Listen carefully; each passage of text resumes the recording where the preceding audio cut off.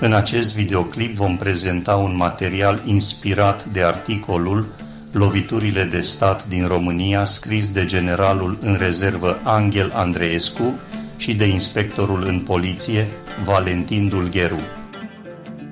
În loc de introducere, România a cunoscut din 1821 și până în prezent 3 revoluții, 2 răscoale și peste 15 lovituri de stat sau tentative de lovituri de stat.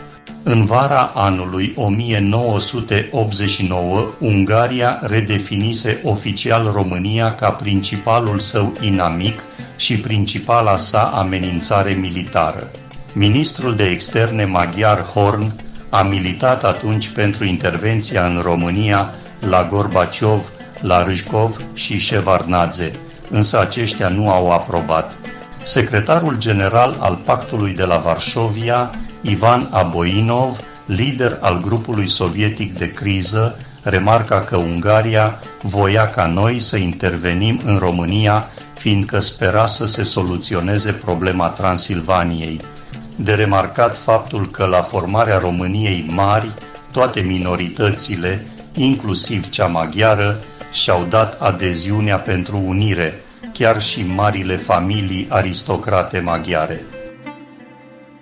Analiza loviturilor de stat, a revoluțiilor, a răscoalelor în această perioadă a României ne permite să descifrăm cauzele acestora în demersul ascendent al modernității din toate punctele de vedere.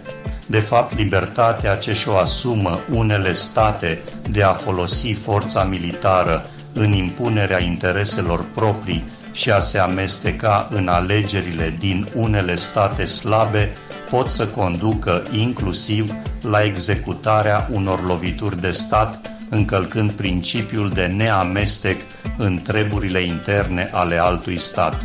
În scurta domnie de 7 ani a domnitorului Alexandru Ioan Cuza au avut loc 4 tentative de asasinat asupra sa, din care una în Turcia, 2 tentative de lovitură de stat și 2 lovituri de stat, din care una în 1860 și 4 când domnitorul a dizolvat Camera Deputaților și a preluat puterea, și o alta în 1866 împotriva sa, fiind obligat să abdice de la conducerea României. Evenimentul pus la cale de agenții Rusiei cu ajutorul unor bogătași și al clerului, în frunte cu înalt preasfințitul Calinic Miclescu, mitropolitul Moldovei, a urmărit ruperea Micii Uniri prin divizarea celor 2 provincii românești în state separate. Situația a fost salvată de intervenția armatei pe străzile Iașiului, sub comanda fermă a boierului moldovean pro-unionist Lascăr Catargiu, un adevărat erou care, în momentul decisiv, a avut tăria de caracter să ordone deschiderea focului când gloanțele trase de agenții ruși și de preoți puseseră stăpânire pe oraș.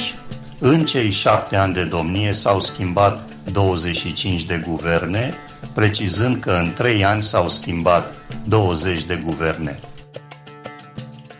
Urmează la conducerea României Carol I, care în 1888 suportă o tentativă de asasinat, precum și regele Ferdinand, care a decedat în condiții misterioase, părăsit de medicul care îl supraveghea. La conducerea României a succedat regele Carol al II-lea în 1930 printr-o lovitură de stat, ajutat de ofițerii din Armata României. În 1944, regele Mihai I îl arestează pe mareșalul Antonescu cu ajutorul unor ofițeri apropiați, dar și a serviciului secret al României. Șirul loviturilor de stat continuă în România cu cea din decembrie 1989, în pofida manipulărilor continue ale românilor, referitor la așa zisa Revoluție și negarea intervenției străine în România. Referitor la răscoale, evidențiem pe cea din 1888, reprimată de armată și forțele de ordine, iar din cercetări rezultă implicarea Rusiei în instigarea și declanșarea răscoalelor din România, întrucât România blocase accesul Rusiei spre Balcani cu acceptul Germaniei, Austriei și Angliei.